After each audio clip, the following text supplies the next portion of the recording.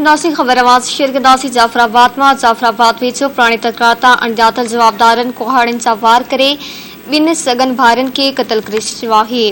ॻोठ इकबाल शाह में अणॼातल जवाबदारनि कुहाड़ियुनि सां वार करे आशिक अली ऐं शौकत अली मोहल खे क़तल करे फरार थी विया आहिनि। इतला ते पुलिस पहुची फौतियुनि जे लाश खणाए ज़रूरी कार्रवाई बाद वारसनि हवाले करे छॾिया आहिनि।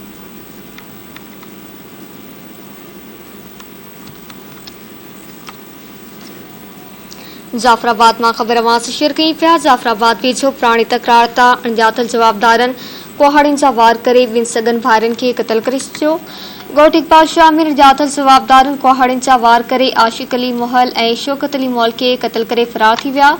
इतला ते पुलिस पहुची फौतियुनि जा लाश खणाए ज़रूरी कार्रवाई बाद वारसनि हवाले करे छॾिया आहिनि।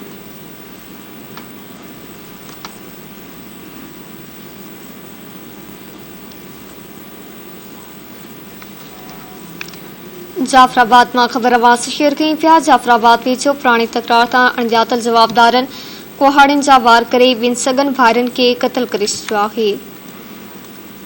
ॻोठ इकबाल शाह में अणॼातल जवाबदारनि कुहाड़ियुनि सां वार करे आशिक अली मोहल ऐं शौकत अली खे क़तल करे फरार थी विया। इतला ते पुलिस पहुची फौतियुनि जा लाश खणाए ज़रूरी कार्रवाई बाद वारसनि हवाले करे छॾिया आहिनि।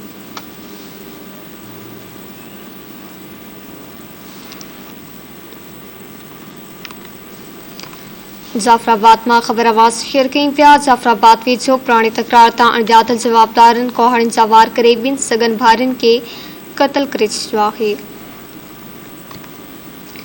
ॻोठ इकबाल शाह में अणॼातल जवाबदारनि कुहाड़ियुनि सां वार करे आशिक अली मोहल ऐं शौकत अली खे क़तल करे फरार थी विया।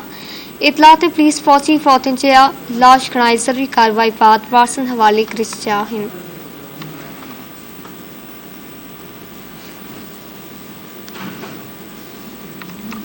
जाफराबाद में ख़बर आवाज़ शेयर कई पिया। जाफराबाद वेझो पुराणी तकरार तां अणॼातल जवाबदारनि कुहाड़ियुनि सां वार करे ॿिनि सगन भाइरनि खे क़तल करे छॾियो आहे। जाफराबाद में तफ़सील मालूम कंदासीं गुलज़ार वफ़ा खां। जी गुलज़ार, आगाह कजो। डेरामुरा जमाली के इलाके ॻोठ इकबाल शाह में पुराणी तकरार ते अणॼातल जवाबदारनि एक घर में जबरदस्ती घिड़ी करे कुहाड़ियुनि जा वार करे ॿिनि सगे भाइरनि आशिक अली मोहल ऐं शौकत अली मोहल के बेदर्दी से कतल करे छॾियो।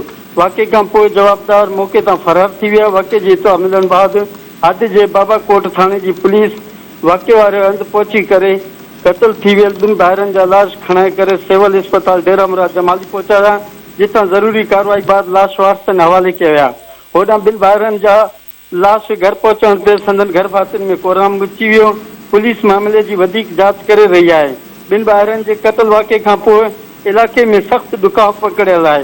वाक़े जो अञा ताईं को भी केस दाख़िल न थी सघियो। जी मेहरबानी गुलज़ार, तफ़सील ॾियण जे लाइ।